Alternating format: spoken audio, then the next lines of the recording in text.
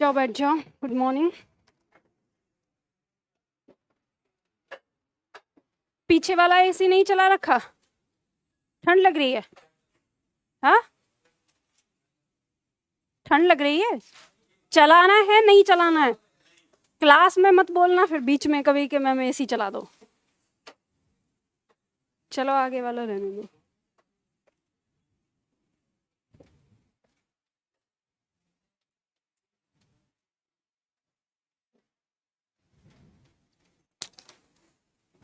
तो आज हमारी पहली क्लास है। तो कितने छात्र आए हैं आज डेमो में?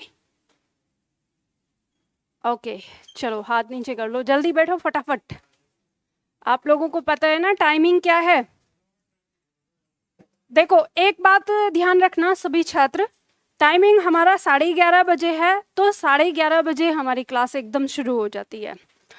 अब ये मत सोचना मुखर्जी नगर का चलन यहाँ पे ऐसा है कि क्लास अगर 11 बजे होगी तो शुरू होगी 11:30 बजे या 11:15 बजे। लेकिन हमारी क्लास क्योंकि ऑनलाइन भी रहती है, तो ऑनलाइन वालों को 1 मिनट का वेट भी ऐसा लगता है जैसे 1 घंटे का वेट हो गया। तो इस वजह से हम उतने ही बिल्कुल डॉट टाइम पे क्लास शुरू करते हैं। तो ऑफलाइन वाले सभी छात्र ये ध्यान रखें कि फिर क्या होता है, अगर मेरे आने के बाद आप लोग आते हो तो फिर आपको वोकेबलरी सुनानी पड़ती है, मतलब शब्दावली। आवाज नहीं आ रही?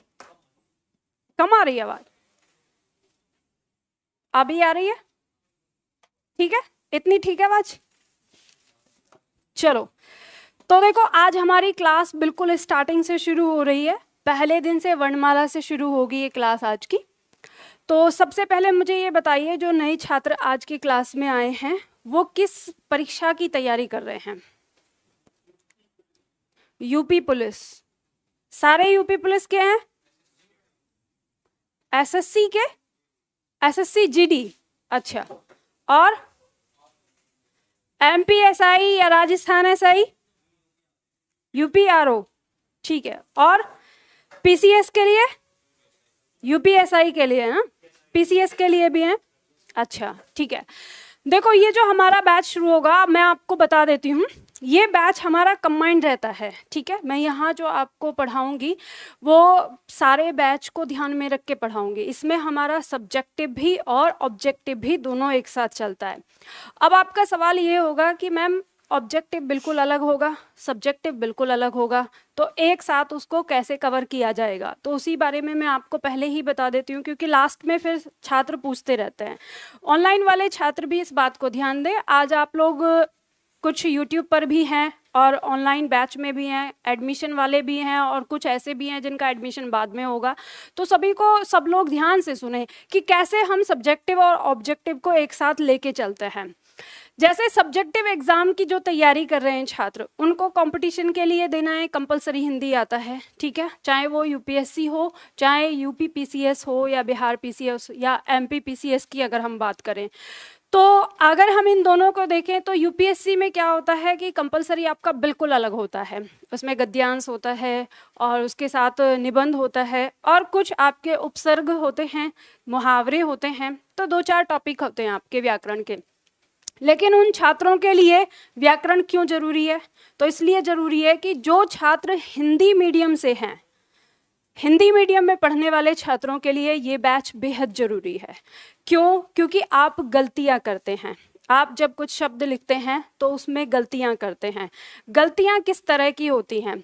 मैं आप लोगों से कुछ शब्द लिखवाती हूँ, आप लोग चेक करिएगा और ईमानदारी से बताइएगा मुझे, ठीक है? तो हम किस तरह की गलतियां करते हैं, जैसे मान लो एक शब्द लिख के दिखाओ मुझे आप, उज्जवल। सभी लोग लिखो, ठीक है? उज्जवल लिख के बताओ कि किस तरह से आप लिखेंगे उज्जवल। अभी चेक कर लेना, अपने आप बताना, जल्दी आओ फटाफट चेक कर लो। उज्जवल को हम इस तरह से लिखते हैं। ईमानदारी से बताओ कितने छात्रों ने गलती की है? चलो ठीक है, तो अब ये बात समझ लो कि यहाँ पे उज्जवल में गलती हो गई। दूसरा शब्द लिखो आशीर्वाद। आशीर्वाद।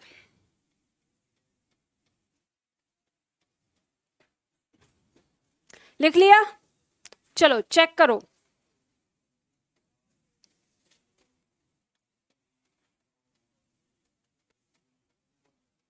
कितने छात्रों से सही हुआ है? बाकी सबने गलती की। तो अब यहाँ पे अब मैं चलो दोनों शब्दों में आपको ये बताती हूँ आप लोगों ने गलती इसमें क्या की होगी। आपने गलती ये की होगी, इसमें तो ये लगा दिया होगा, ठीक है, या पहले आधा और बाद में इसको पूरा कर दिया होगा, ठीक है, और आशीर्वाद में आपने ये यहाँ ना लगा के यहाँ लगा दिया होगा, ठीक है, यही गलती हुई होगी। तो आप जानते हो इसमें आशीर्वाद में आपसे ये गलती क्यों हुई है? इसलिए हुई है क्योंकि आप ये जानते हैं कि जो हिंदी भाषा है वो हमारी जो उच्चारित होती है वही लिखी जाती है। तो आपने अपने उच्चारण के हिसाब से यहाँ पे जैसे ही आशी लिखा उसके बाद र का उच्चारण आ रहा है, तो आपको लगा कि र का उच्चारण है, और क्योंकि ये र आधा है तो आप यहीं का यहीं इसे लगा देते हैं और इसलिए गलती हो जाती है। क्योंकि आप बोल तो रहे हैं आशीर्वाद, लेकिन वो हो क्या गया? आशीर्वाद हो गया। तो आपको ये बचपन में सिखाया गया होगा या नहीं सिखाया गया, तो सिखाया जाना चाहिए था कि जब र आधा होता है इस तरह से, तो वो जिस वर्ण के ऊपर लगा होता है उस वर्ण से पहले उसका उच्चारण होता है। अब अगर हम इस र को यहाँ लगा देते हैं तो इसका उच्चारण यहाँ आ जाता है, इसलिए इसमें गलती हो जाती है, आशीर्वाद हो जाता है। फिर ये समझ रहे हैं ना?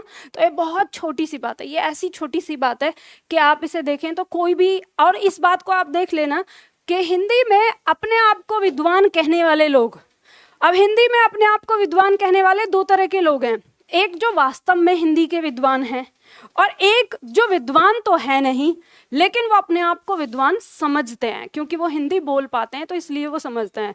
तो ये जो ऐसे समझते हैं ये वो लोग होते हैं जो आपसे ये कहते हैं कि हिंदी पढ़ने की क्या ज़रूरत है, अरे तुम हिंदी पढ़ रहे हो इस समय, तो ऐसे वाले लोगों से आप कुछ नहीं करना, बस ये लिखवा लेना और वो सेम गलती करेगा, और तब उसे बता देना भाई तुम एक आशीर्वाद सही नहीं लिख सकते तो तुम क्या हिंदी जानते हो।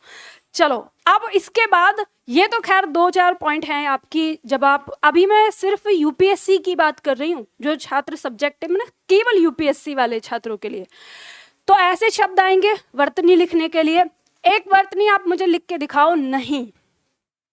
नहीं हम शब्द बोलते हैं नहीं लिखना है, नहीं शब्द लिखना है आपको, नहीं शब्द लिखना है आपको, क्यों शब्द लिखना है आपको, जहां शब्द लिखना है आपको, मैं, और दोनों में, एक मैं और एक में, ठीक है, दोनों शब्द लिखना है, नहीं, क्यों, जहां, मैं दोनों, मैं और में, मैं और में।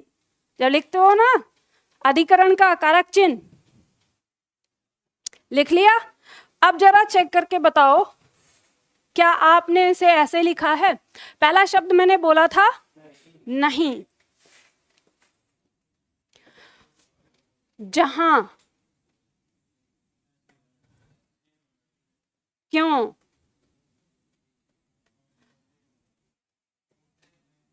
मैं और में। ईमानदारी से बताओ कितने छात्रों ने गलती किया? आप लोग शांत रहेंगे, ठीक है? आज पहला दिन है, अभी नए छात्रों को पता नहीं चलना चाहिए कि मैम डंडे से पिटाई करती हैं, तो इसलिए आप लोग बिल्कुल शांत रहना, है ना? चलो बताओ जो नए छात्र आए हैं कितने छात्रों की गलती हुई है? क्या गलती हुई है?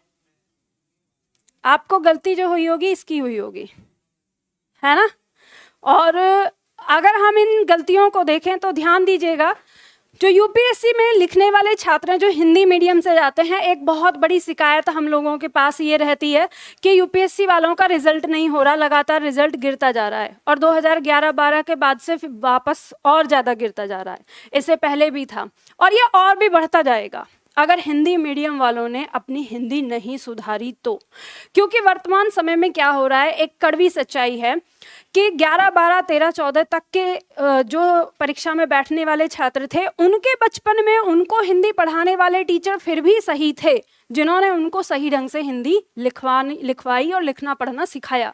लेकिन अगर हम बात करें 2008-9 के बाद के जो एक पीढ़ी आ रही है, उस पीढ़ी को हिंदी सही ढंग से लिखना नहीं आ रहा। अब वो पीढ़ी हिंदी मीडियम की अगर यूपीएससी में बैठेगी तो इस तरह की गलती करेगी। कोई भी आयोग सब्जेक्टिव एग्जाम के लिए व्याकरण संबंधित गलती की 3 माफी देता है, 3 माफी, केवल 3 माफी। और आपने अगर नहीं या मैं में ही अगर गलती कर दी बिंदी की, तो आप ये समझ लीजिए कि आपके हर पेज में 3 गलती हो जाएंगी। कितनी बार आप लिखते होंगे पूरे टॉपिक को। और ये गलती जो छात्र हिंदी मीडियम का है और ये गलती अगर वो अपने कंपलसरी हिंदी में कर रहा है, तो क्या वो बाकी और जो सब्जेक्ट हैं उन सब में हिंदी को सही लिखेगा? 6 के 6 और जो सब्जेक्ट है उन सब में भी गलत लिखेगा। और गलती हो जाने पर आयोग कहता है कि कुल अंक में से, जो कुल अंक होते हैं, इनमें से 20% अंक व्याकरण के कटते हैं, और वो चाहे हिंदी हो या इंग्लिश।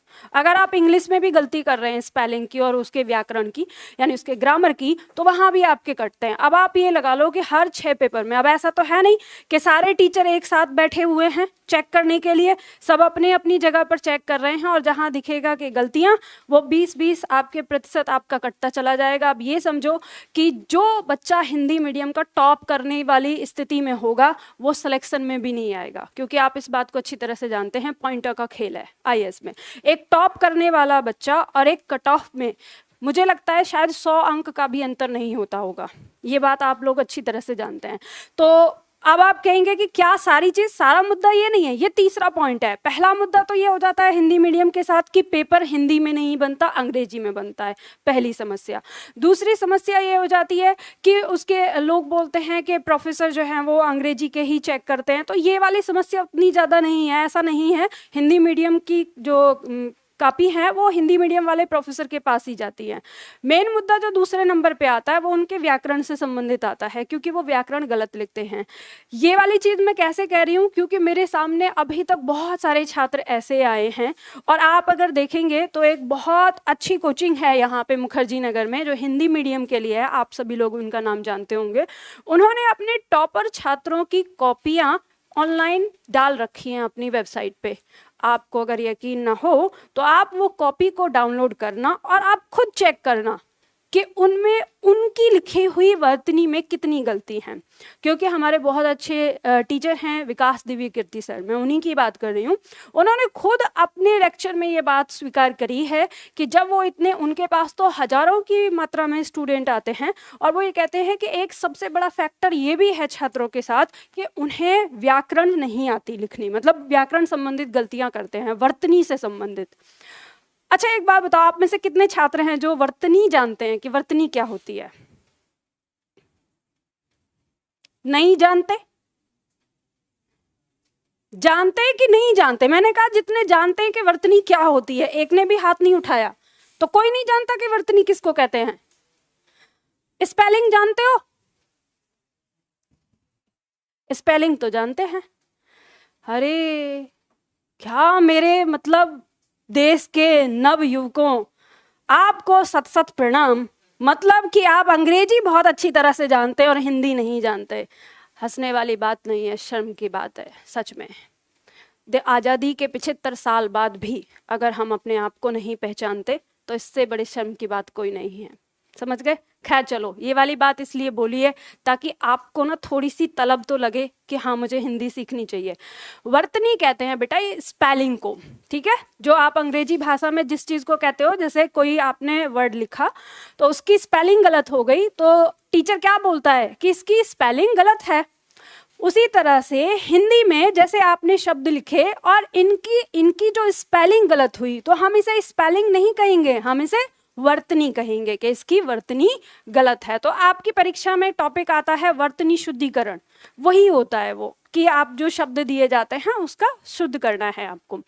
तो कहने का मतलब यह है कि इसलिए यूपीएससी वाले छात्रों को ये बैच पढ़ने की आवश्यकता है, क्योंकि मैं जो ये आपको 2 से ढाई महीने का जो बैच करवाती हूँ, इस बैच में पूरा व्याकरण आपको बारीकी से पढ़ाती हूँ। और मेरे पढ़ाने का तरीका ये है कि जो आपकी परीक्षा में आता है मैटर, उसे तो मैं फोकस करती ही हूँ, लेकिन उसे सीखने के लिए जो बेसिक आपको ज़रूरत है, उसका जो आधार, उसकी जो नींव है, वो पॉइंट भी मैं आपको बताती हूँ। जैसे कि मैंने थोड़ी देर पहले आपको आशीर्वाद शब्द के बारे में बताया कि उसका रे कहाँ लगना चाहिए था, इसी तरह से आप देखते होंगे कि आपकी परीक्षा में मतलब आप जब लिखते हैं हिंदी, तो आपने र को देखा होगा कि कहीं पर ये इस रूप में लगता है और कहीं पर ये इस रूप में लगता है, इस तरह से। जैसे मान लो हम शब्द लिख रहे हैं, मान लो हमने लिखा वर्ग, तो ऐसे लग गया। ऐसे आप लिखते हैं जैसे क्रम, तो इस तरह से लग गया। इसी तरह से जैसे आप लिखते हैं ट्रक, तो यहाँ इस तरह से लग गया, ठीक है। तो ऐसे, और जैसे शब्द होता है एक कृषि, इसमें भी र का उच्चारण देखने को आपको मिल रहा है। तो यहाँ पे आप में से क्या सभी छात्र जानते हैं कि ये कौन सा र है, ये कौन सा र है, ये कौन सा र है और ये कौन सा र है? अभी तक हम लोग रटते आए, हमारे मास्टर जी ने हमको रटा दिया था बचपन में, उच्चारण करना सिखा दिया था, शब्दों को बोलना लिखना सिखा दिया था, हमें नहीं पता ये क्या है। अब यहाँ पे मैं थोड़ी देर के लिए आऊँगी अभी उन छात्रों पे जिनका ऑब्जेक्टिव एग्जाम होता है, यानी जैसे वनडे एग्जाम में आपको 1 to ABCD करके जो ऑप्शन दिए होते हैं, उसमें आपकी परीक्षा में इससे प्रश्न आता है। प्रश्न आया था, ऐसे 4 शब्द आपको लिख कर दे दिए, यूपीएसआई का प्रश्न है ये। तो उसमें प्रश्न पूछा था कि इनमें से कौन सा शब्द है जिसमें र नहीं लगा। अब अगर हमें इसके बारे में नहीं जानकारी होगी तो हम तो उच्चारण करके देखेंगे कि कृषि, इसमें भी र आ रहा है, वर्ग, इसमें भी, क्रम और ट्रक, दोनों चारों में र आ रहा है। और अगर मान लो गलती से उसने ऐसा कर दिया कि 3 ही दिए, मान लो इसको हटा दिया और चौथे में कर दिया इनमें से कोई नहीं, तो पक्का सारे छात्र जो है वो क्या लगाएंगे? इनमें से कोई नहीं, क्योंकि वो उच्चारण करके देखेंगे कि सब में तो र आ रहा है, इनमें से कोई नहीं, ये आ जाएगा। और र है किस में नहीं? कृषि में, क्योंकि आपको पता है ये हमारा व्यंजन और इसके बाद ये हमारा स्वर और ये इसका युग्म है, ये क, इस पे री की मात्रा है, ये बनता है ऐसे। तो इस तरह की बहुत छोटी छोटी सी चीज़ें हैं जो आपकी परीक्षा का हिस्सा भी हैं और आपको सीखनी भी हैं। तो कहने का मतलब ये है कि इस तरह के पॉइंट जब हम पढ़ेंगे तो हमारी हिंदी अपने आप सुधरती चली जाएगी। अब बात करेंगे पीसीएस की, और भी कई सारी परीक्षाएं, जैसे एमपी पीसीएस की बात करें, उत्तराखंड पीसीएस की बात करें, हिमाचल की बात करें, ये 3-4 ऐसे पीसीएस हैं जिनमें कंपलसरी हिंदी के अंदर व्याकरण आता है सब्जेक्टिव में लिखने के लिए। बिल्कुल इस तरह से प्रश्न आ जाते हैं आपके कि संधि किसे कहते हैं, यह कितने प्रकार की होती है, उदाहरण सहित समझाइए, इतना लिखने के लिए आ जाता है। तो जो छात्र उस परीक्षा की तैयारी कर रहे हैं तो उनके लिए भी पूरा बैच उसी तरह से, उनके लिए तो जैसे मैं नोट्स लिखवाऊंगी मैं उसी रूप में लिखवाती हूँ कि ताकि आप अगर लाइन बाय लाइन भी याद करके लिख देंगे वहाँ पे तो आपका सही रहेगा, ठीक है। तो कहने का मतलब, अब ऑब्जेक्टिव की बात करेंगे। ऑब्जेक्टिव वाले छात्रों का क्या होगा? आपकी परीक्षा में आपको टॉपिक दिया रहता है, प्रश्न रहेगा, ABCD करके 4 ऑप्शन रहेंगे, तो उन चारों में से 4 ऑप्शन आपको छांटने हैं। यानी कहने का मतलब है कि आपको लिखने पर ध्यान नहीं देना, आपको किस चीज़ पर ध्यान देना है? फैक्ट याद करने पर। तो फैक्ट याद आप कैसे करेंगे, वो सारी चीज़ें हम साथ के साथ इसमें लेकर चलेंगे। तो हमारा बैच ये इस तरह से होता है। आज का बैच जो है वो हमारा बिल्कुल स्टार्टिंग से शुरू हो रहा है, यानी वर्णमाला से। अब ऑनलाइन वाले छात्रों को एक बात मैं बता देती हूँ, जो छात्र इस बैच में शामिल होना चाहते हैं यानी एडमिशन लेना चाहते हैं, तो वो कैसे एडमिशन लें। कल मैं देख रही थी कमेंट में बहुत सारे छात्रों ने कहा था कि मैम हमको पता ही नहीं चल रहा कि एडमिशन कैसे लेना है। आपको गूगल प्ले स्टोर पर जाना है, निधि एकेडमी ऐप डाउनलोड करना है, ये कुछ इस तरह से खुलेगा जब आप इसका रजिस्ट्रेशन कर देंगे, ठीक है।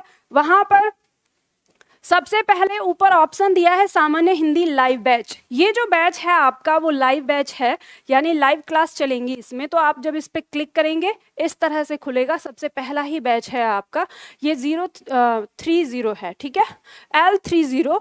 ये बैच आपको ओपन करना है और इस तरह से आपको लाइव क्लास का ऑप्शन दिखेगा। यहाँ से आप लाइव क्लास देख रहे हैं, आप में से बहुत सारे छात्र देख रहे हैं, और नहीं तो आप जाके देख सकते हैं, इसे बाय कर ले तो यहाँ से आपका बाय हो जाएगा। कुछ और भी अगर आपको समझना है तो वो सारी चीज़ के लिए हम आप लोग दिए हुए नंबर पर कॉल कर सकते हैं, ठीक है। तो अब हम अपनी क्लास शुरू करेंगे। अब यहाँ पे आपको ये चीज़ बताऊंगी कि ये तो हो गया कि एडमिशन कैसे लेना है, ऑफलाइन वाले तो जानते ही हैं। अच्छा, कल एक छात्र ने ये भी पूछा था कि मैम आपकी क्लास कहाँ से चलती है ऑफलाइन, तो हम दिल्ली मुखर्जी नगर से यहाँ ये क्लास प्रसारित करते हैं, ठीक है।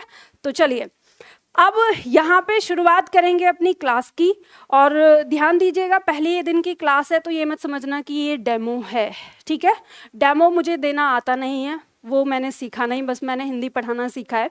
तो आज भी मैं आपको जो कुछ भी सिखाऊंगी तो उसमें से आपकी परीक्षा में डायरेक्ट प्रश्न पूछे जाते हैं। अब आप लोगों से पहला सवाल, जो छात्र ऑब्जेक्टिव परीक्षा की तैयारी के लिए यहाँ पे आए हैं उनसे है ये सवाल कि ये बताइए, क्या आपने अपनी परीक्षा का सिलेबस देखा है, पाठ्यक्रम देखा है या नहीं, हाँ या नहीं? अरे आप लोग ऐसे बैठे हो जैसे पूरे जहां का दुख दर्द आपके ऊपर समा गया हो, कुछ बोल ही नहीं रहे। थोड़ा एक तो पहले रिलैक्स बैठो, ठीक है, और फिर उसके बाद जो मैं पूछ रही हूँ उसका जवाब दो, हाँ या ना। देखा है सिलेबस? चलो ठीक है। कितने छात्र ऐसे हैं जिन्होंने प्रीवियस क्वेश्चन पेपर देखे हैं? हाथ उठाएं। नए छात्रों ने नहीं देखे तो आज का होमवर्क सबसे पहले नोट कर लो। आज आपको घर जाके सबसे पहले प्रीवियस क्वेश्चन पेपर देखने हैं, यानी जो आपकी पुरानी परीक्षाओं में जो पेपर हुए हैं उनको देखना है, क्वेश्चन आपको देखने हैं। शांत हो जाओ, आपस में बात मत करो, ठीक है। तो क्यों देखना है उसका कारण मैं बताती हूँ। इसलिए देखना है क्योंकि हम जो यहाँ पढ़ने आए हैं हम सही पढ़ रहे हैं, हमारी परीक्षा में उससे प्रश्न आ रहे हैं या नहीं आ रहे हैं, ये आपको पता होना चाहिए। समझ गए ना? और एक बात और जान लीजिए, आप जिस स्तर पर यहाँ आए हैं इस स्तर पर टीचर आपको केवल लेक्चर देता है, वो ये नहीं चेक करता कि आप कुछ लिख रहे हैं या नहीं लिख रहे हैं, आप कुछ सीख रहे हैं या नहीं सीख रहे हैं, आप पढ़ पा रहे हैं नहीं पढ़ पा रहे हैं, आपका बेसिक कैसा है उसे मुझे स्ट्रॉन्ग करवाना है या नहीं, ये टीचर का काम नहीं होता है। आप इस बात को अच्छी तरह जानते हैं, क्योंकि टीचर मान के चलता है कि आप ग्रेजुएशन करके आए हैं तो मतलब अपने आप में आप एक प्रकार से टीचर तो हैं ही, तो टीचर को कोई क्या पढ़ाएगा, समझ गए ना? तो लेकिन मैं आप लोगों से एक बात ये कहना चाहती हूँ, मैं उस तरह से आप लोगों को नहीं पढ़ाती, मैं इस बात को अच्छी तरह से समझती हूँ कि हिंदी को लेकर आपको बेसिक में प्रॉब्लम है, जो उसकी नींव है, जो नीचे की जड़ है उसमें प्रॉब्लम है।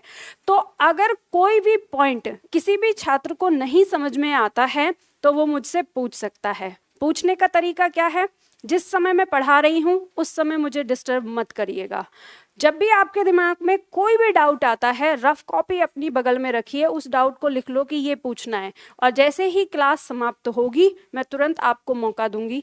या तो मैं कहूँगी कि अभी जब तक हमारा टॉपिक, देखो तरीका ये होता है कि मैं एक सिरे से आपको पढ़ाऊंगी, तो टॉपिक जब शुरू होगा और शुरू होकर वो टॉपिक जब समाप्त होगा तो वहाँ तक आपके सारे डाउट अपने आप शांत हो जाते हैं। लेकिन फिर भी अगर कोई डाउट आपके पास बच जाता है और जब मैं आपसे कहूँ कि ये टॉपिक यहाँ समाप्त हो गया, अब हम अगले दिन पढ़ेंगे, मतलब अगला टॉपिक पढ़ेंगे, तब आप मुझसे पूछ सकते हैं। गर्मी लग रही है ना थोड़ी सी, तो ये फैन चला देती हूँ। ये लाइट की वजह से भी होता है, पता है, आप लोगों से ज़्यादा मेरे पास गर्मी लग रही है, मुझे बहुत देर से लग रहा था, पर मैंने सोचा कि पता नहीं आप लोगों को सर्दी लगने लगती है तो फिर कहेंगे कि हमें ठंड लग गई। तो चलो, तो बात समझ में आ गई ना डाउट की? अगर डाउट आता है तो कॉपी पे लिख के आप क्लास के तुरंत बाद मुझसे पूछ सकते हैं यहीं पे रुक के। तो शुरुआत करेंगे। हम लोग यहाँ पे पढ़ने क्या आए हैं? हम लोग पढ़ने आए हैं सामान्य हिंदी।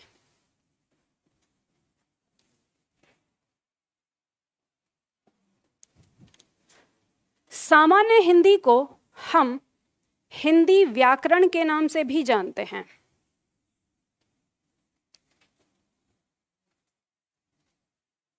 अच्छा, एक बात मुझे बताइए, आपने हिंदी को इस तरह से लिखा हुआ देखा होगा?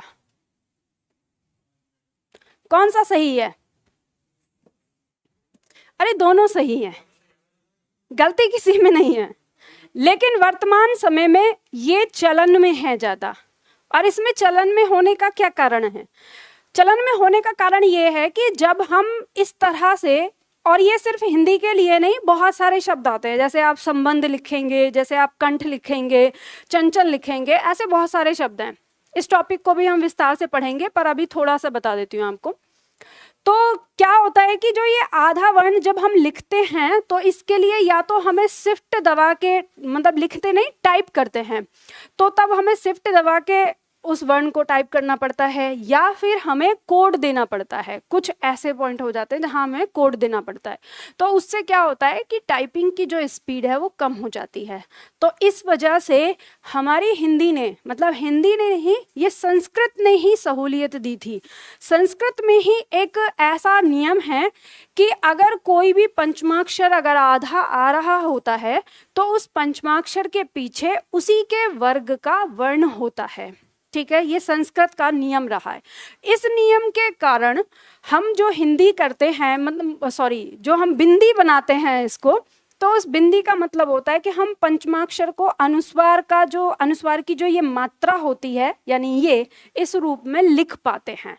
तो ये टंकण विधि, टंकण मतलब टाइपिंग, तो टंकण विधि के अंदर आप इस शब्द को ऐसे लिख सकते हैं, और वर्तमान समय में अक्सर इसी को प्रयोग किया जा रहा है। तो ऐसा कोई आपके लिए कंपलसरी नहीं है कि यही लिखना है या यही लिखना है, पर हाँ, अगर आपके ऑप्शन में 4 ऑप्शन दिए हों, एक ऑप्शन में ये आ जाए और दूसरे ऑप्शन में ये आ जाए, तो आपको कौन सा सही करना होगा? ये, क्योंकि आधुनिक हिंदी इसको कहा गया है। आधुनिक हिंदी का जो शब्द है वो ये। तो अब चाहे आपका शब्द वो वंदना हो, चाहे वो शब्द संबंध हो, चाहे वो कंठ हो, ऐसे बहुत सारे शब्द आते हैं। तो सही कौन सा होगा? जिसमें उसके पंचमाक्षर को बिंदी बनाया गया है। अब ये बिंदी कैसे बनता है, इसकी पहचान कैसे होगी, इन सारी चीज़ों के बारे में हम आज से 9वीं क्लास में पढ़ेंगे। वहाँ पे हमारा पॉइंट आएगा पंचमाक्षर किसे कहते हैं, तो उसको हम समझेंगे तब। तो अभी ये बात मैंने समझाई आपको। कल मैं आप लोगों की कमेंट देख रही थी, तो उसी में किसी छात्र ने पूछा हुआ था, ये देखो, सामान्य हिंदी कहने के लिए सामान्य है, ध्यान दीजिएगा, इसमें जो ये सामान्य है ये सामान्य नहीं है, इसलिए इसको हल्के में मत लीजिएगा। ये सामान्य दिखती है लेकिन सामान्य नहीं है। पर अगर आप प्यार से और सम्मान के साथ आप इसको पढ़ेंगे तो ये सामान्य से भी बहुत सामान्य हो जाती है। ऐसा आपको पता चलेगा जब आप आगे पढ़ेंगे। हमारा जो बैच है, एक चीज़ और जल्दी से बता देती हूँ, हमारा बैच शुरू होगा 3 हिस्सों में, मतलब शुरू होता है।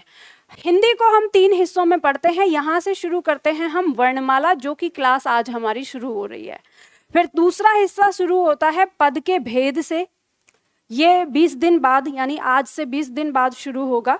और तीसरा हिस्सा शुरू होता है अलंकार से, ये 40 दिन के बाद शुरू होगा। ठीक है, हमारी जो टोटल क्लास होती हैं वो 65 से 70 क्लास होती हैं हमारी, तो उसमें हमारी हिंदी पूरी कंप्लीट हो जाती है। तो ये एक चक्र में चलता है बैच। तो आप में से जो पुराने छात्र हैं जो इस समय डिस्टर्ब कर रहे हैं मुझे, ये वही वाले छात्र हैं जो पुराने बैच में से चल रहे हैं। किसी ने यहाँ से एडमिशन लिया है, किसी ने यहाँ से लिया है, ठीक है, तो ये डिस्टर्ब करने वाले हैं, इसलिए शांत बैठ जाओ। आप लोगों को पता है, चुपचाप रहो, बातें मत करो। तो वर्णमाला की हम आज वर्णमाला से शुरू करने वाले हैं, पहली क्लास है। और पहला पॉइंट हमारे सामने आता है हिंदी भाषा और हिंदी का व्याकरण, जिसे हम कहते हैं। हम व्याकरण शब्द की अगर बात करें कि व्याकरण किन शब्दों से मिलकर बना है, तो लोग कहते हैं कि वी प्लस आ प्लस करण।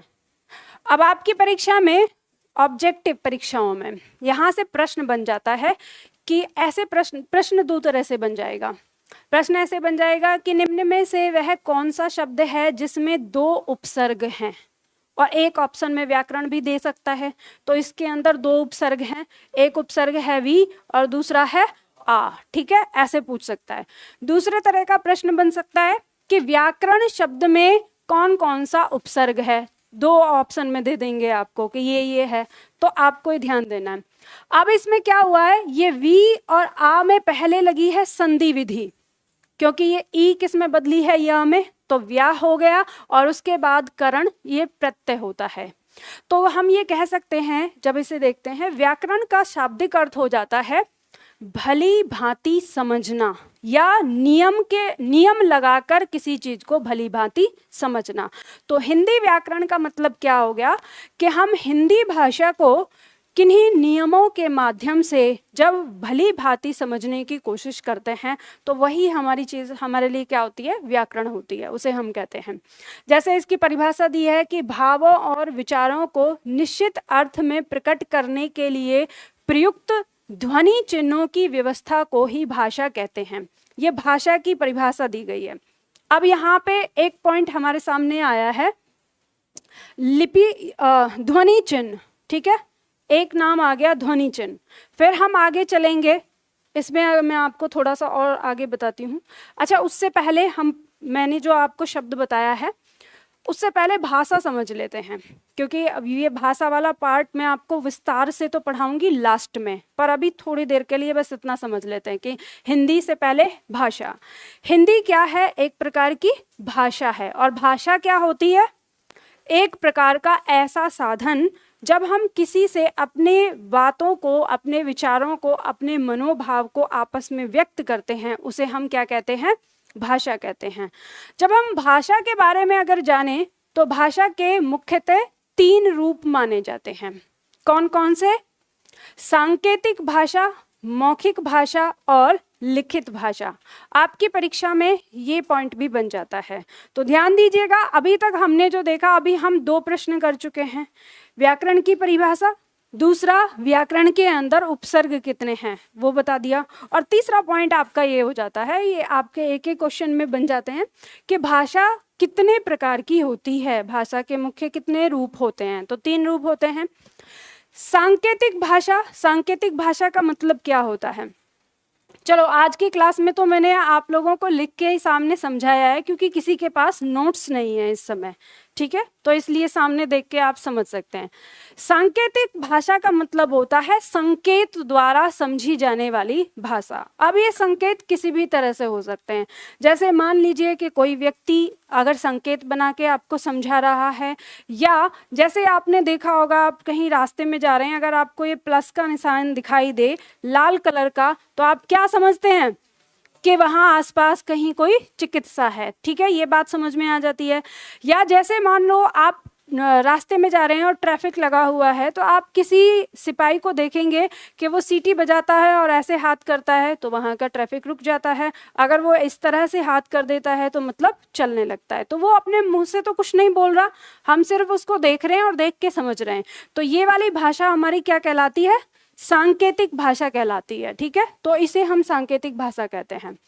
दूसरा आता है मौखिक भाषा। मौखिक भाषा क्या होती है? मौखिक भाषा होती है जिसे हम बोलकर, कोई बोल रहा है और हम सुन रहे हैं।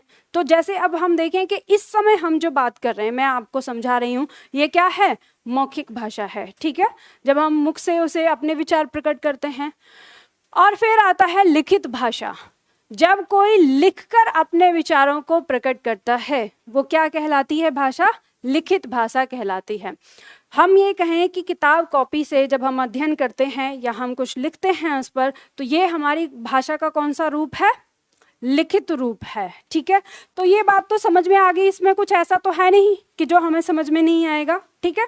अब अगला आता है, चौथा पॉइंट हमारा आता है भाषा के रूप। भाषा के रूप कितने प्रकार के होते हैं ये हमें पूछ लिया जाता है, या भाषा में हम ये कहें कि भाषा कोई कैसे बनती है, यहाँ पर ये बताया गया है। कोई भी भाषा अपनी प्रारंभिक अवस्था में क्या होती है? बोली होती है, और ये बोली किसी गांव या छोटे से क्षेत्र में बोली जाने वाली होती है। किसी एक गांव में बोली जा रही है उस तरह से, ठीक है, तो उसे हम क्या कहते हैं? और इसे हम सबसे छोटी इकाई कहते हैं भाषा की। अब ध्यान दीजिएगा, आपके पास ना प्रश्न आता है कई बार ऐसे कि भाषा की सबसे छोटी इकाई कौन सी है, ये प्रश्न आएगा। इसमें आपके 2 उत्तर होते हैं। एक होता है कि भाषा की सबसे छोटी इकाई में क्या आ जाएगी? बोली, और भाषा की सबसे छोटी इकाई में आ जाता है आपका वर्ण, ठीक है। तो ये आपके ऑप्शन पर निर्भर करेगा। जब आपके ऑप्शन में अगर ऐसे दिया हो बोली, क्षेत्रीय भाषा या भाषा, कुछ इस तरह से दिया हो, तब आपको क्या रखना होता है उसमें कि ये भाषा की क्या है, सबसे छोटी इकाई। और अगर ऑप्शन में दिया हो वर्ण, शब्द, अक्षर, वाक्य, इस तरह से, तब आपका उत्तर क्या होगा, वर्ण होगा। ठीक है, तो बोली जो होती है वो किसी एक छोटे से गांव या छोटे से कस्बे या छोटे से एरिया में बोली जाने वाली होती है। जब इस बोली का विस्तार होने लगता है, ये एक गांव से निकलकर 2-3 गांव, 4-5 गांव या किसी क्षेत्र विशेष में फैल जाती है, तो फिर ये क्या कहलाती है, क्षेत्रीय भाषा कहें हम इसको, या फिर हम इसको कहते हैं कि ये विभाषा भी आ जाती है उस टाइम पे। ठीक है, अब जब ये क्षेत्रीय भाषा बन जाती है तो इसमें कुछ साहित्य की रचनाएं होने लगती है, मतलब साहित्य बनता है। और जब एक अच्छा साहित्य बन जाता है, एक काफ़ी अच्छा साहित्य हो जाता है, तो फिर उस भाषा में व्याकरण की आवश्यकता हो जाती है और फिर मिलकर उसका एक व्याकरण बनाया जाता है। व्याकरण आपने अभी जाना ही कि व्याकरण क्या होता है, नियम को कहते हैं। नियम, कायदे, कानून जो होते हैं उन्हें क्या कहते हैं हम, भाषा के लिए व्याकरण। तो जब किसी भाषा में व्याकरण बना दिया जाता है तो वो बोली और वो क्षेत्रीय भाषा जो है वो क्या कहलाती है, फिर उस समय वो मानक भाषा बन जाती है, यानी उसको पूरा नाम मिल जाता है कि वो एक क्या हो गई, भाषा। ठीक है, समझ में आ गया। तो ये छोटी सी है, इसके बारे में विस्तार से बाद में बात करेंगे। उदाहरण देख सकते हैं, जैसे हम हिंदी के बारे में बात करें तो हिंदी यानी जिसे हम मानक हिंदी या आधुनिक हिंदी कहते हैं, वो किससे बनी है, वो खड़ी बोली के विस्तार से हुई है। जैसे खड़ी बोली में एक साहित्य लिखा जाने लगा और साहित्य इतना अच्छा रहा कि फिर उस भाषा का हमने क्या कर दिया, एक व्याकरण बना दिया, और वो अपने आप में एक आधुनिक हिंदी, एक मानक भाषा बन गई। ठीक है, चलिए अब हम बात करेंगे हिंदी व्याकरण की। आते हैं, भाषा के बारे में थोड़ा सा डाल दिया, इसमें जो आपके 4-5 प्रश्न हमने देखे ये आपकी परीक्षा में आ जाते हैं। हिंदी व्याकरण को जब हम पढ़ने के बारे में सोचते हैं तो इसकी शुरुआत करने के लिए हमें इसे बांटना होता है 4 भागों में। ठीक है, हम इन्हें 4 भागों में बांटते हैं। कौन कौन सा, या कहें कि किसी भी भाषा को अगर हम देखेंगे तो अधिकतर हम इन्हीं भागों में बांटते हैं। तो हिंदी व्याकरण को हम 4 भागों में बांटते हैं, और वो है वर्ण विभाग, शब्द विभाग, पद विभाग और वाक्य विभाग। और इसी तरह से हमारा बैच भी शुरू होता है। और जब हम पढ़ते हैं क्रम से, ध्यान दीजिएगा, जब हम किसी चीज़ को पढ़ रहे हैं, किसी विषय को पढ़ रहे हैं, तो उस समय हम उसके क्रम से अगर चलते हैं तो हमें चीज़ें ज़्यादा अच्छे से समझ में आती हैं। तो हम जब हिंदी व्याकरण की बात करेंगे तो पहला पॉइंट हम यहाँ पर देखते हैं वर्ण विभाग। इसका मतलब क्या होता है, जिस पॉइंट में या जिस हिस्से में हम वर्णों का ज्ञान करते हैं, ठीक है, किसके बारे में जानते हैं, वर्ण के बारे में, उसे हम क्या कहते हैं, वर्ण विभाग। जिस हिस्से में हम शब्दों का ज्ञान करते हैं तो वो हमारा क्या कहलाता है, शब्द विभाग।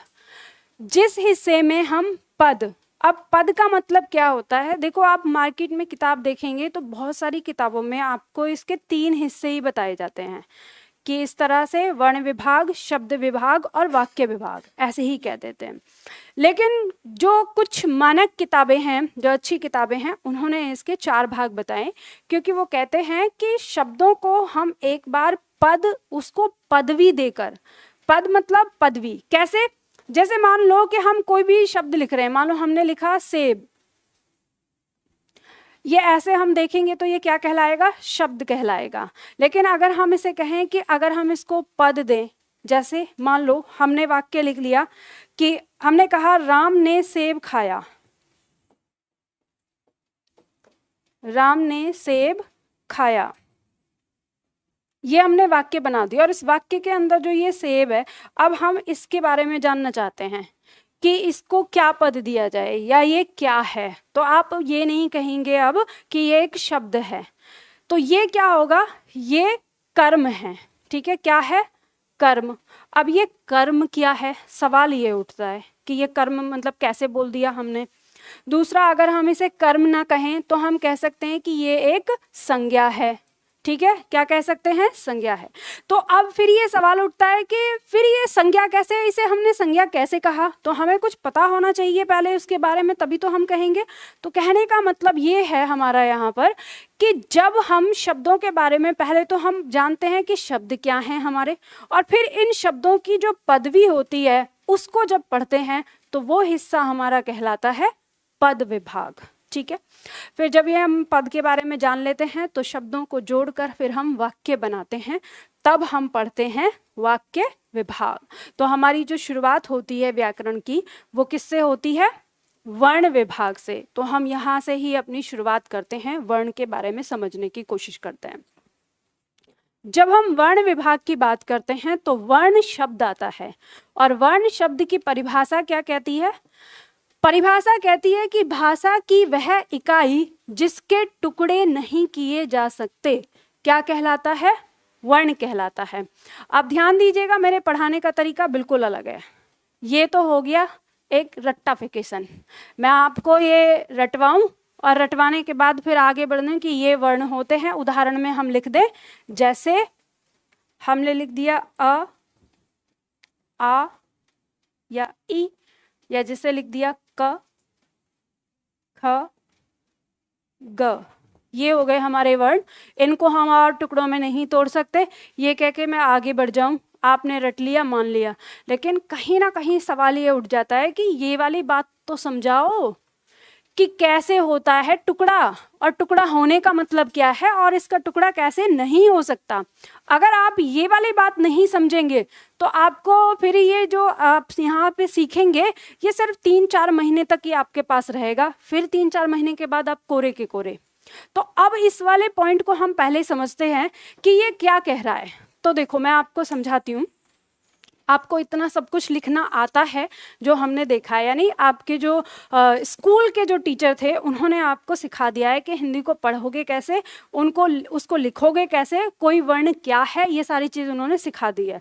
अब वो उसका रहस्य मैं आपको समझा रही हूँ। जैसे मान लीजिए कि हमने यहाँ पे एक शब्द लिखा किताब,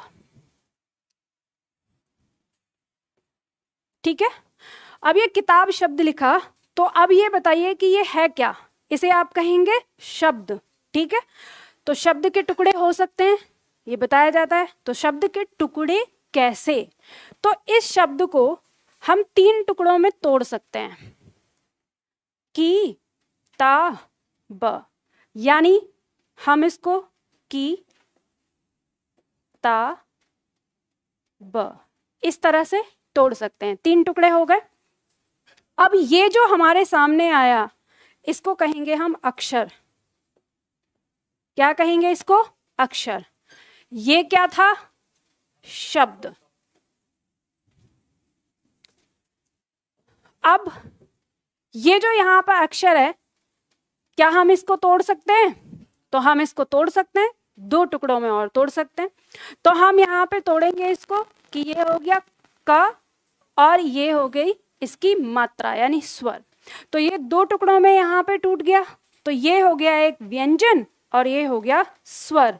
इसी तरह से इसको तोड़ सकते हैं हम, त और आ, और इसी तरह से इसको तोड़ सकते हैं हम, ब और इसका स्वर है अ, ठीक है। तो हमने इस तरह से इनको तोड़ लिया।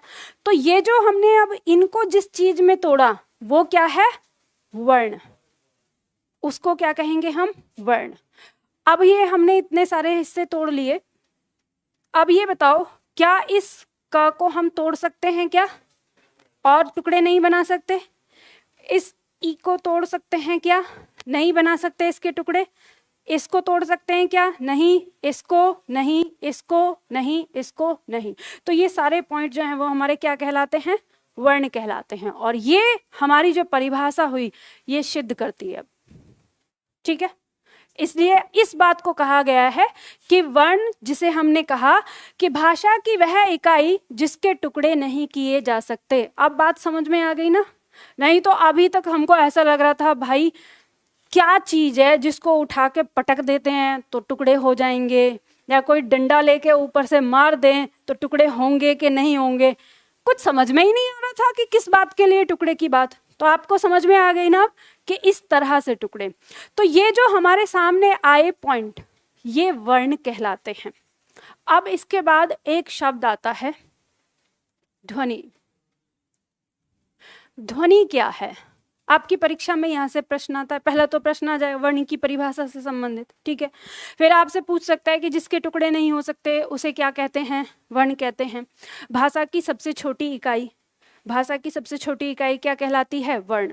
एक प्रश्न आता है वर्ण को अन्य किस नाम से जानते हैं, और वो है ध्वनि। तो ध्वनि और वर्ण, इन दोनों में क्या अंतर है, ये जानना है। तो ध्यान दीजिए, ये जो लिखित रूप है, जैसे ये लिखा हुआ है, इसको क्या कहते हैं हम? वर्ण कहते हैं। और जब हम इसका लिखित रूप न लेकर हम इसका मौखिक यानी मुंह से जब हम उच्चारण करते हैं, जैसे ये हो गया क, ये हो गई ई। अच्छा, एक बात और आपको बता देती हूँ, यहाँ पे हम इसका उच्चारण नहीं कर सकते, हम इसका उच्चारण नहीं कर सकते। ये जिस अवस्था में लिखा हुआ है, इस अवस्था का उच्चारण हम नहीं कर सकते। हम किस अवस्था का उच्चारण कर सकते हैं? इस अवस्था का, और ये अक्षर होता है। तो यहाँ पर ध्यान दीजिएगा, कई बार होता है ना, क्लास ऑनलाइन जा रही है, यूट्यूब पर भी जा रही है आज की क्लास, तो बताना जरूरी होता है। नहीं तो क्या होता है कि कुछ विद्वान आते हैं, फिर वो ऐसे कमेंट करते हैं कि मैडम क्या बच्चों को पढ़ाओगी आप, इसका उच्चारण तो हो ही नहीं सकता और आप उच्चारण करके बता रही हो। जैसे कल परसों एक कमेंट आई थी, जैसे मैं आपको समझाऊंगी कि ये हो गई छोटी ई और ऐसे हो गई बड़ी ई, ऐसे बोल दिया। भाई आपको समझाने के लिए बता रही हूँ मैं कि छोटी ई और बड़ी ई, उच्चारण तो मैं कर रही हूँ कि ई और ई, लेकिन अगर मैंने छोटी बड़ी बना दिया तो क्या होता है ना कि मैंने ये वाली बात देखी है कि जब ये लगता है ना, अरे ये सामने वाला इतना अच्छा पढ़ा कैसे सकता है, तो अंदर की जेलसी जो होती है वो कमेंट बन के कभी कभी फूट जाती है। तो पर मैं अपने बच्चों को बता देती हूँ कि अगर मैं ऐसा कुछ बोल रही हूँ तो उसका मतलब ये नहीं है, मैं यहाँ जो कुछ भी बता रही हूँ आपको समझाने के लिए बता रही हूँ, ताकि वो आपको चीज़ें समझ में आ जाए, ठीक है।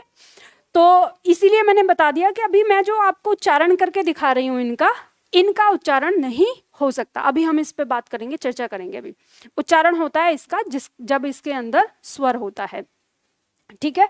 तो हम जो उच्चारण कर रहे हैं, जैसे हमने उच्चारण किया क, ख, ग या ए, आ, ई, इस तरह के जो हम उच्चारण निकाल रहे हैं, यही हमारा क्या कहलाता है? ध्वनि कहलाता है, ठीक है। अब इस बारे में हम आगे बात करेंगे। वर्ण हमारे कितने प्रकार के होते हैं? 2 प्रकार के होते हैं। लेकिन इससे पहले मैं आपको एक चीज और समझाना चाहूंगी। यहाँ पर आपकी परीक्षा में ना एक प्रश्न आया था, प्रश्न कुछ इस तरह से आया था, अभी कुछ दिनों पहले था, यूपीएसआई का ही प्रश्न है, वो यूपीएसआई का या वीडियो के एग्जाम में आया था। ऐसे प्रश्न आया था कि निम्न में से लिपि चिन्हों, मतलब ऐसे था, लिपि चिन्हों के व्यवस्थित क्रम को निम्न में से क्या कहते हैं? परिभाषा ये दी थी, ऑप्शन आपको दिया हुआ था कि वर्णमाला कहते हैं, शब्द कहते हैं, कि अक्षर कहते हैं, क्या कहते हैं, इस तरह से, और या इनमें से कोई नहीं, ऐसा ऑप्शन था। तो बहुत सारे छात्रों ने तो उसका उत्तर लगा दिया था। क्या होगा? मैं फिर दोबारा से प्रश्न दोहरा देती हूँ। मैंने पूछा है कि लिपि चिन्हों के व्यवस्थित क्रम को क्या कहते हैं? ऑप्शन था वर्णमाला, ऑप्शन था शब्द, ऑप्शन था अक्षर, ऑप्शन इनमें से कोई नहीं। वर्णमाला कहते हैं, ठीक है। तो उसमें से बहुत सारे छात्रों के जो ये क्वेश्चन था गलत ही हुआ, और समस्या भी आई थी उस समय कि क्या कहते हैं। तो अब मैं आपको समझाती हूँ। देखो, जो विस्तार से पढ़ेगा, जैसे मैंने आपको बताया समझ के, तो वह आसानी से समझ जाएगा। शब्द हमारे सामने आ रहा है, जैसे हमने वर्ण के बारे में बात करी, मैंने आपको बता दिया वर्ण होते हैं, जैसे हमने लिखा कि ए, ई या उ, ऐसे वर्ण हो गए, या इसमें हम व्यंजन भी रख लेते हैं ना, जैसे ये। अब हमने इस वर्ण को के बारे में जाना, ध्वनि के, इसे जिसका उच्चारण हम करते हैं तब ये क्या कहलाता है? ध्वनि कहलाता है। तो ध्यान दो, जब हमने मनुष्य रूप में भाषा का निर्माण किया, जब हम भाषा का निर्माण कर रहे थे, तो सबसे पहले शुरुआती अवस्था में हमने अपने मुख से ध्वनियाँ ही निकाली थी। अगर आप इतिहास जब पढ़ते हैं तो आप देखेंगे जब मानव, आदि मानव था, तो उस समय वो ऐसे बात नहीं करता था जैसे हम बात करते हैं। वो कुछ इशारे करता था, मुंह से कुछ आवाज़ें निकालता था। आप इन सारी चीज़ों को समझ सकते हैं जानवरों से, पशु पक्षियों के माध्यम से। वो बोलते नहीं हैं, उनकी अपनी भाषा होती है, संकेत होते हैं। तो इसी तरह से हम जब पहले जो बोलते थे तो वो आवाज़ें होती थी और वो उन आवाज़ों को ऐसे ही रखते थे। लेकिन मनुष्य ने अपना विकास किया तो सबसे पहले उसको लगा कि मेरे दिमाग में जो भी विचार आ रहे हैं ये मेरी आगे वाली पीढ़ी इनको समझ पाए या उसके पास ये रहें, तो उसके लिए उसने कुछ सोचा कि कुछ ऐसा संकेत बनाया जाना चाहिए जिससे सामने वाला भी समझे।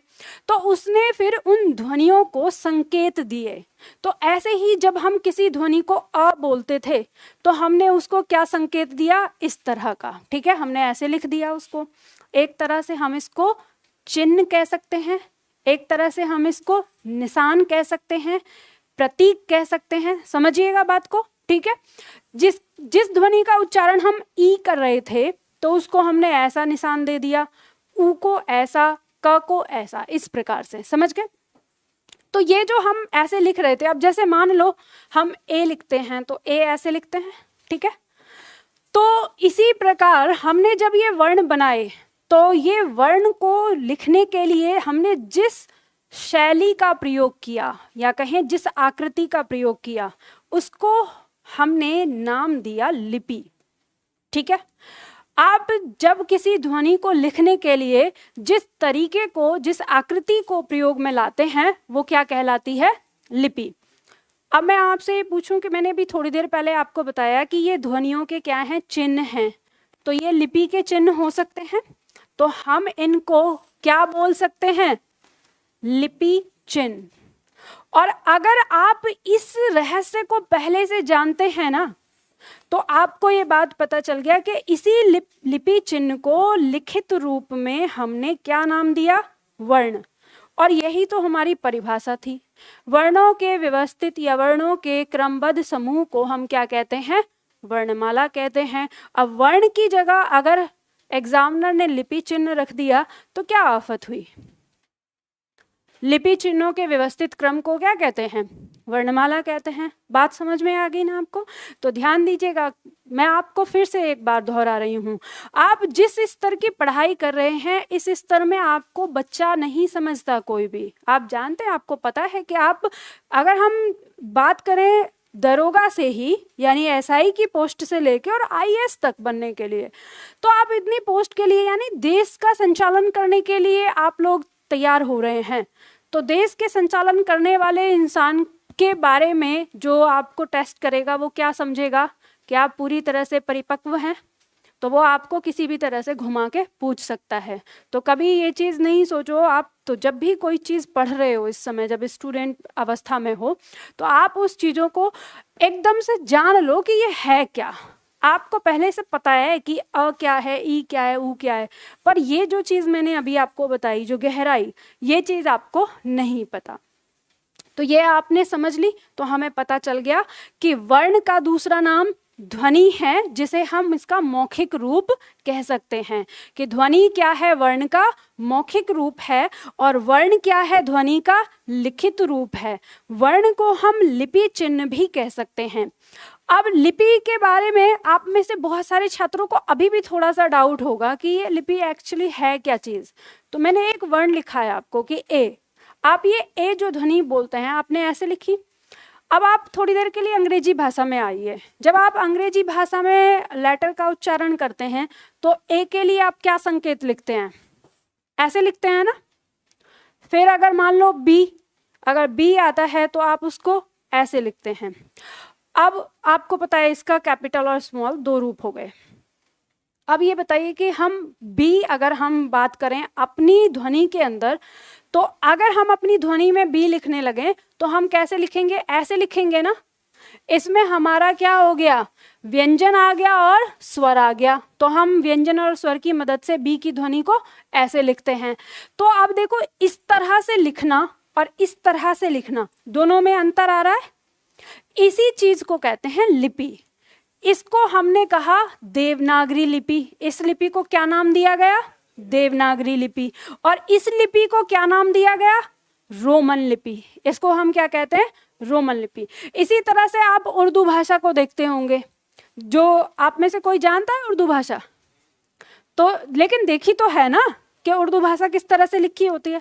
तो उर्दू भाषा जैसे लिखी होती है तो वो भी क्या है? वो अरबी फारसी उनकी अपनी लिपि है। तो इसी तरह से तमाम भाषाएं हैं, जितने भी देश हैं, हर देश की अपनी भाषा है। और भारत जैसे देश के अंदर तो कितनी सारी भाषाएं हैं, और बहुत सारी भाषा एक लिपि में होती हैं, कुछ कुछ की अलग अलग होती है, आप जानते ही हैं। जैसे अगर हम साउथ इंडिया की बात करें तो वहाँ पे तो बहुत सारी भाषाएं जिनकी लिपि भी अलग है। तो अब ये बात आपको समझ में आ गई कि लिपि का मतलब क्या होता है। और लिपि से जैसे हम बोलते हैं कि कई बार छात्र कहते हैं मैम ये देवनागरी होता क्या है और ये सारी चीज़, तो अब आपको क्लियर हो गया है। ठीक है, तो हम जो हिंदी पढ़ रहे हैं, हमारी हिंदी भाषा की लिपि क्या है? देवनागरी लिपि। आपकी परीक्षा का प्रश्न बन जाता है, ये प्रश्न आता है। ठीक है, चलो अब यहां पर एक चीज समझते हैं आगे। हम इसको पढ़ रहे थे यहाँ पे, तो हमारे सामने आ गया कि हम वर्ण की बात कर रहे हैं हिंदी भाषा में। पहले वर्ण की, जब हम बात करते हैं हिंदी भाषा में वर्ण की, तो वर्ण कितने प्रकार के होते हैं? 2 प्रकार के होते हैं, स्वर और व्यंजन। स्वर और व्यंजन की परिभाषा के बारे में तो आप सभी लोग जानते होंगे, है ना। स्वर की परिभाषा क्या होती है?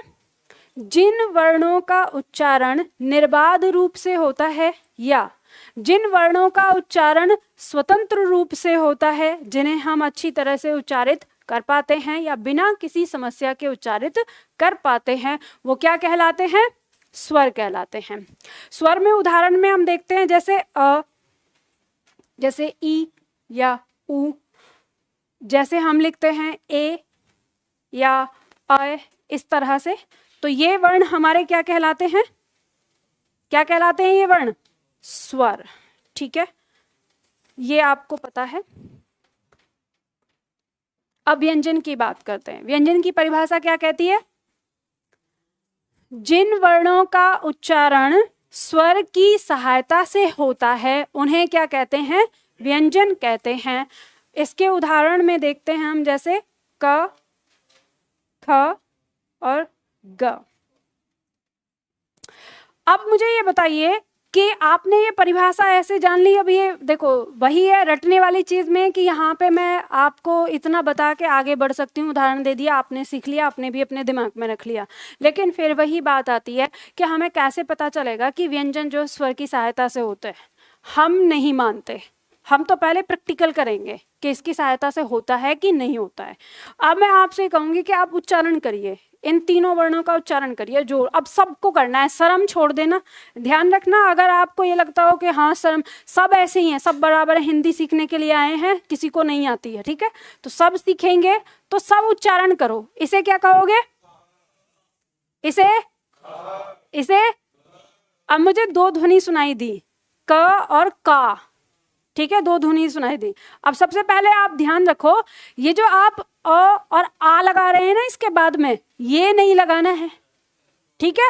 अब फिर से उच्चारण करो, ए नहीं लगाना, करके देखो, जोर लगाओ।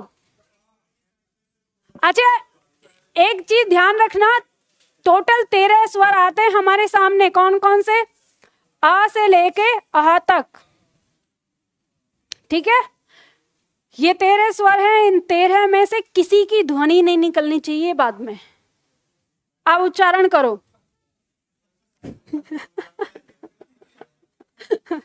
कोशिश करो, क्या हो रहा है, कैसा महसूस हो रहा है? अच्छा ये बताओ, उच्चारण पता है आपको?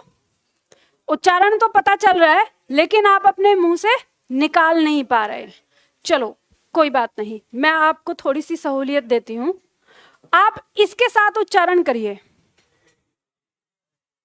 के नहीं क, ये आय होता है, क ख ग। आप इसके साथ उच्चारण करिए। हो गया उच्चारण? इसके साथ करिए। अरे ई नहीं है, ये ई है, की, खी, गी। उच्चारण कर पा रहे हैं? मान लो अगर मैं आपको एक और स्वर दे दूं, को, खो, गो, आराम से हो पा रहा है उच्चारण? अब बात समझ में आ गई आपको? जो हमने परिभाषा यहाँ पे कही है कि इनकी मदद से, यानी स्वर की मदद से इनका उच्चारण होता है, ये परिभाषा बिल्कुल सही है और आपको ये चीज भी समझ में आ गई। अब मुद्दा उठता है कि ये जो वर्ण लिखे हुए हैं, इनके नीचे ये डंडा सा क्या है? ये मेरे छात्रों का प्रश्न होता है। कहते हैं मैम ये बात तो समझ में नहीं आती, ये डंडा सा होता है और ये डंडा सा कब लगता है, कब लगाया जाता है, कब नहीं लगाया जाता, ये समझ में नहीं आती। तो अब यहाँ पे देखो, इस बात को यहीं पे समझ लेना, क्योंकि आगे आपकी परीक्षा में एक पॉइंट आता है वर्ण विच्छेद। क्या होता है? वर्ण विच्छेद। एक होता है संधि विच्छेद। संधि विच्छेद और वर्ण विच्छेद दोनों में अंतर होता है। संधि विच्छेद का मतलब होता है किसी एक शब्द को दो शब्द में तोड़ना, लेकिन वर्ण विच्छेद होता है किसी शब्द को वर्णों में तोड़ना, मतलब उसका स्वर अलग निकालना, उसका व्यंजन अलग निकालना, उसको कहते हैं वर्ण विच्छेद। तो वो सीखने के लिए, और वो परीक्षा में आता है आपके, तो वो सीखने के लिए आपको इस पॉइंट को समझना आवश्यक है कि नीचे से जो डंडा है, पहली चीज तो इसको कहते हैं हल। क्या कहते हैं इसको? हल। और जिस व्यंजन में ये लगा होता है, फिर वो व्यंजन हलंत कहलाता है। ठीक है? अगर मान लो हम ये बोल दें कि हलंत है, हलंत का मतलब उस व्यंजन के नीचे हल लगा है, और जिस व्यंजन के नीचे हल लगा होता है, इसका मतलब ये होता है कि इसमें स्वर शामिल नहीं है। और जब इसमें स्वर शामिल नहीं है तो क्या इसका उच्चारण संभव है? नहीं। तो इसका उच्चारण संभव नहीं होगा। तो इसका उच्चारण करने के लिए हमें क्या करना होगा? स्वर की सहायता लेनी पड़ेगी। और जो हमारे टोटल 13 स्वर यहाँ पे बात करी है हमने, 11 + 2, जैसे संख्या आएगी कि संख्या कितनी होती है, उस सारी चीजों पे हम विस्तार से बात करेंगे, लिखवाऊंगी भी। तो अभी समझना है कि जो 13 होते हैं जो हमारे व्यंजन को उच्चारण दे पाते हैं, ये सब के सब जब इन व्यंजनों के साथ जुड़ते हैं तो तब इन व्यंजनों का उच्चारण हो जाता है। मान लो इस क के साथ हम अगर अ स्वर को जोड़ दें, जैसे ये हमारा क है, इसके साथ कौन सा स्वर आ गया? अ आ गया। तो अब इसका रूप कैसे लिखा जाएगा? इस प्रकार। यानी अ स्वर जब किसी व्यंजन के साथ लगता है तो वो उसके नीचे का हल हटा देता है और उस पे कोई मात्रा दिखाई नहीं देती। तो जब किसी व्यंजन के ऊपर कोई मात्रा दिखाई ना दे रही हो और व्यंजन के नीचे हल भी ना हो, तो वो व्यंजन कौन से स्वर के साथ होता है? अ स्वर के साथ होता है। ठीक है?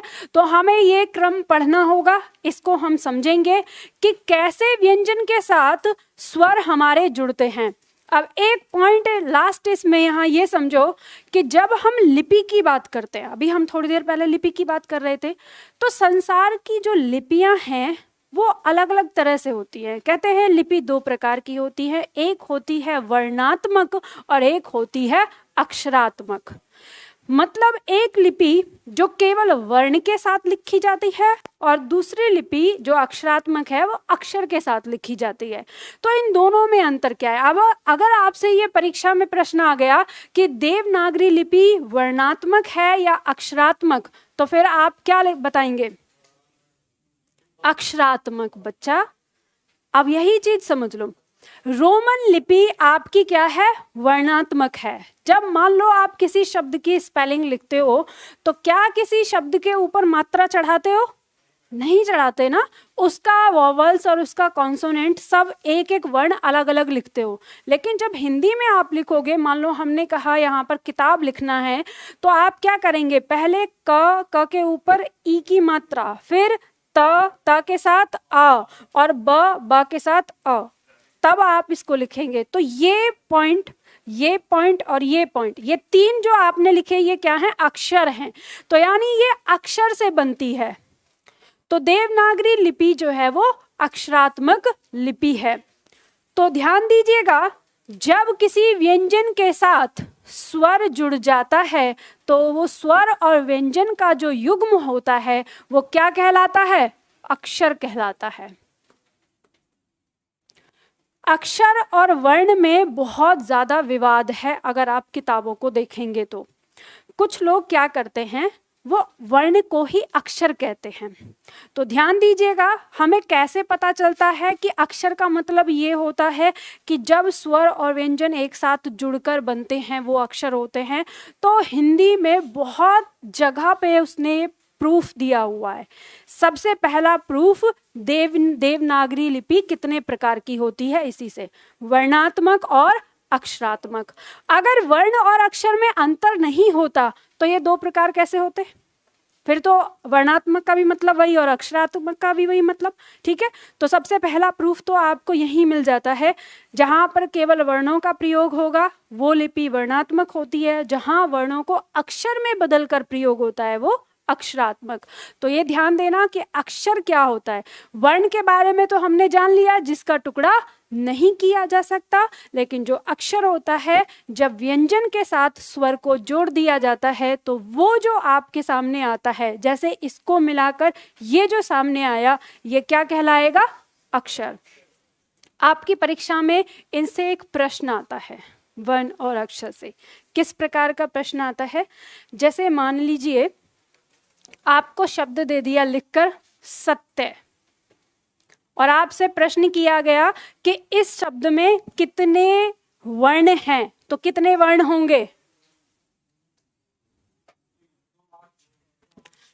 देखो, व्यंजन, इसका स्वर, व्यंजन, फिर व्यंजन और इसका स्वर, तो वर्ण कितने हो गए? 5। और अगर ये पूछा जाए कि इसमें अक्षर कितने हैं, तो अक्षर हैं 2, जिसके साथ स्वर ये अक्षर, जिसके साथ स्वर ये अक्षर।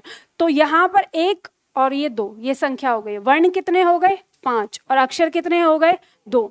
तो आपकी परीक्षा में एक प्रश्न ये भी आ जाता है शब्द देके कि इस शब्द में कितने वर्ण या कितने अक्षर हैं, तो ये भी बताना होता है। तो इसलिए हमने इसको सीखा, इसलिए जाना। तो ये हमारा एक बेसिक पॉइंट था जो शुरुआत की आज की हमने क्लास में किया। अब मैं आप लोगों को एक बार फिर से थोड़ा सा बता देती हूँ। ऑनलाइन क्लास में हमारे साथ नए छात्र जुड़े हैं। अगर आप इस बैच को चाहते हैं तो ये बैच आपको मिल सकता है गूगल प्ले स्टोर पे जाके। निधि एकेडमी ऐप आपको डाउनलोड करना है। इसमें आप जाएंगे तो सामान्य हिंदी लाइव बैच, ये पॉइंट, इस पॉइंट पर क्लिक करेंगे तो ये बैच आपको यहाँ मिल जाएगा। और अधिक जानकारी के लिए आप दिए हुए नंबर पर कॉल कर सकते हैं। ठीक है, अब एक बात सुनिए, आज हम लोगों ने पढ़ाई की, इसमें ऐसा कुछ भी नहीं था कि यहाँ पे कोई डेमो वाली चीज़ थी। ये जो पॉइंट मैंने आज बता दिए आपको, इन पॉइंटों को मैं दोबारा नहीं दोहराऊंगी। आज हम लोगों ने कुछ भी लिखा नहीं है, ठीक है, मैंने बिल्कुल ऐसे ही छोड़ दिया है। कल से जो हमारी क्लास होगी उस क्लास में आपको लिखना होगा। आपके पास कोई नोट्स है? किसी के पास है नोट्स अभी जो मैं देती हूँ? एक ही है ना पहला? चलो देखो, आपको यहाँ पे जो ऑफलाइन वाले छात्र हैं उनको मैं बता देती हूँ। जैसे ये है, बहुत पतली सी किताब है, बहुत पतली सी। ये क्या है, नोट्स के तरीके से बनाया है। और इसे बनाने का कारण क्या है वो मैं समझा देती हूँ। इसे बनाने का कारण ये है कि मैं पहले इस तरह के नोट्स आपको नहीं देती थी। मैंने भी, ठीक है, मार्केट की कोई किताब ले दो, उसको पढ़ लो, और यहाँ पे मैं लेक्चर देती थी। तो मैंने पाया कि छात्र क्या करते थे, जैसे क्लास लेने आए हैं मैथ्स की, तो मैथ्स की क्लास ली, उसी रफ कॉपी में हिंदी भी लिख लिया। फिर उसके बाद गए रीजनिंग की क्लास ली, जहाँ हिंदी ख़त्म किया वहाँ से रीजनिंग शुरू कर दिया। तो ऐसे रफ कॉपी अपनी भरते थे, और लास्ट में जब 3 महीने हो गए तो जय श्री राम, फिर ना तो ये पता कि कहाँ हिंदी पढ़ी है कहाँ नहीं है, और फिर बाद में कहते थे अरे मैम ने तो कुछ पढ़ाया ही नहीं, बेकार है ऐसे। तो मुझे समझ में आ गया, इसलिए मैंने आपके लिए ये इस तरह के नोट्स बनाए। जैसे हमने विभाग पढ़ा ना, शब्द विभाग, वर्ण विभाग, तो उसी तरह से ये इकाई में मैंने बांट दिया है। जैसे ये है वर्ण विभाग, तो वर्णमाला से संबंधित, बेसिक से संबंधित जितने पॉइंट होंगे हम इस पतली सी बुक में करेंगे। अब इसमें क्या अंतर है, ये इस तरह से है, आधी लिखी हुई है और आधी भरी हुई है। जिस चीज को लिखने में हमारा समय नष्ट होगा वो चीज तो आपको लिख के दे दी है, जैसे ज्यादा से ज्यादा उदाहरण जो दिए जाते हैं या परिभाषाएं हैं वो लिख के दे दी हैं। अब जो चीज मैं समझाऊंगी आपको उदाहरण देकर वो चीज आपको अपने आप लिखनी पड़ेगी। तो यहाँ पे अब जब ये आप इसको लिखेंगे अपने हाथ से बनाएंगे तो ये आपके नोट्स ऐसे तैयार होते हैं कि जब आपकी क्लास फिनिश होती है तो आपको किसी की भी कोई भी किताब लेने की ज़रूरत नहीं है, हिंदी में आपका पूरा नोट्स यहाँ तैयार हो जाएगा। इस तरह की आपको 8 किताबें मिलेंगी, मतलब 8 पार्ट कर दिए हैं हमने इसमें। और ये ध्यान रखिए यहाँ पे हम सारी हिंदी कवर कर रहे हैं। आप चाहे यूपीएसआई का पेपर दें, आप राजस्थान का दें, एमपीएसआई का दें, एमपी पीसीएस का दें, यूपी पीसीएस का बात करें, आरओ की बात करें, या आप जो हिमाचल हरियाणा ये जितने भी प्रदेश हैं, यानी उत्तर भारत के जो 9 प्रदेश हैं जिनमें सामान्य हिंदी के बारे में पूछा जाता है, वो सारे पेपर कवर करते हैं। ठीक है, और बाहर से कुछ भी आपको लेना नहीं होता। शांत हो जाओ। और इसके साथ ये तो आपकी हो गई, इसके साथ एक और बुक आपको मिलती है, शब्दावली। शब्दावली बुक आप सभी लोगों को हर दिन लेके आनी है। जैसे मान लो एक इकाई है ये और ये दोनों, मैं आपको हर दिन शब्दावली करवाऊंगी यहाँ पे साथ में। इसमें हमारे पर्यायवाची, विलोम शब्द, मुहावरे, अनेक शब्दों के लिए एक शब्द, वो सारी चीजें दी हैं।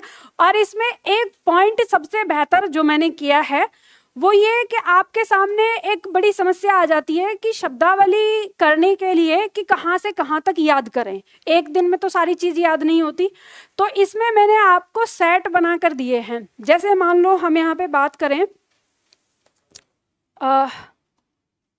जैसे आपको दिखाती हूँ, अनेक शब्दों के लिए एक शब्द सबसे ज्यादा इंपॉर्टेंट टॉपिक होता है हमारा ये। तो इसमें हमारे सामने समस्या आती है कि कहाँ से कहाँ तक याद करें। तो मैंने इनको एक सेट बना दिया। एक सेट में हमारे 10, 15, 20 जितने आ गए हैं वो उतने रख दिए। अभ्यास सेट 1 का मतलब एक दिन, अभ्यास सेट 2 का मतलब दूसरा दिन, तीसरा दिन, चौथा दिन, 5वां दिन, इसी तरह से सारे हिस्से इसके मैंने बांट दिए हैं।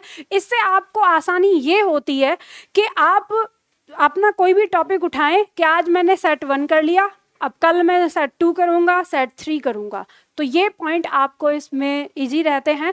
तो ये सारी किताबें ऑफलाइन वाले छात्रों को यहीं से मिलेंगी। ऑनलाइन वाले छात्रों को सबकी पीडीएफ मिल जाएंगी, जो ऑनलाइन में हैं उनको पीडीएफ मिल जाएंगी, तो वो अपना प्रिंट निकाल सकते हैं। अगर प्रिंट निकालना चाहते हैं तो प्रिंट निकाल के अपने पास रखिए। अगर प्रिंट नहीं निकालना चाहते तो ये किताबें आपको ऑफिस से भी मिल सकती हैं, उसके लिए आपको कॉल करके जानकारी लेनी होगी। ठीक है, तो आज की क्लास हम इतनी ही करते हैं, फिर मिलते हैं कल की क्लास में। अब कल आपको जो लेके आनी है अपने साथ वो इकाई 1 ये लेके आना। ठीक है, इसमें फिर हम सारी चीजें जो हमारी परीक्षा में आएंगे पॉइंट हम लिखना शुरू करेंगे। ठीक है, चलो बहुत बहुत धन्यवाद। ये लो।